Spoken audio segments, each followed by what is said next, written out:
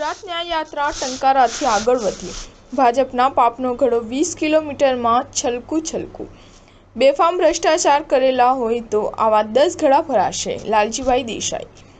ગુજરાતમાં જુદી જુદી દુર્ઘટનાઓના વિવિધ પરિવારોને ન્યાય મળે તે માટે મોરબીના દરબારગઢ ચોકમાં ક્રાંતિ સભા યોજી અને રાષ્ટ્રીય ગાન વંદે માતરમ નાદ સાથે 9 ઓગસ્ટથી કોંગ્રેસની ન્યાય યાત્રાની શરૂઆત કરવામાં આવી છે અને ટંકારા ખાતે પહોંચી હતી, જ્યાં રાત્રિ રોકાણ કર્યા બાદ આજે વહેલી સવારથી ન્યાય યાત્રા રાજકોટ જવા માટે રવાના થઈ છે. હાલમાં યાત્રાની સાથે રાષ્ટ્રીય કોંગ્રેસ સેવા દળના પ્રમુખ તેમજ ગુજરાત કિસાન કોંગ્રેસના પ્રમુખ તેમજ પીડિત પરિવારના લોકો અને કોંગ્રેસના આગેવાનો ચાલી રહ્યા છે.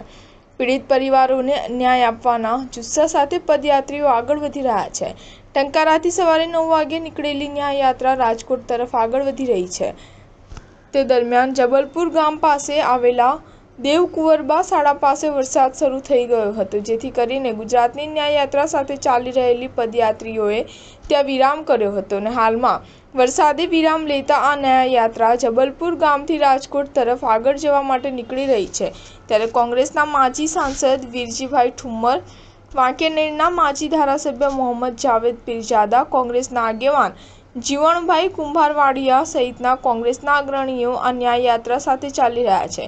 વધુમાં લાલજીભાઈ દેસાઈએ જણાવ્યું હતું કે હાલમાં આ યાત્રાની સાથે ભાજપના પાપનો ઘડો મૂકવામાં આવ્યો છે, જેમાં લોકો દ્વારા પોતાની સમસ્યાઓ, પોતાની સાથે થયેલ અન્યાય વગેરેના પત્રો, ચિઠ્ઠી મૂકી રહ્યા છે અને માત્ર 20 કિલોમીટર આ યાત્રા ચાલી છે ત્યાં ઘડો લગભગ પોણો ભરાઈ ગયો છે અને આવી જ રીતે ગુજરાતના જે જિલ્લામાંથી આ યાત્રા પસાર થશે ત્યાં ઘડો વધારે ભરાશે.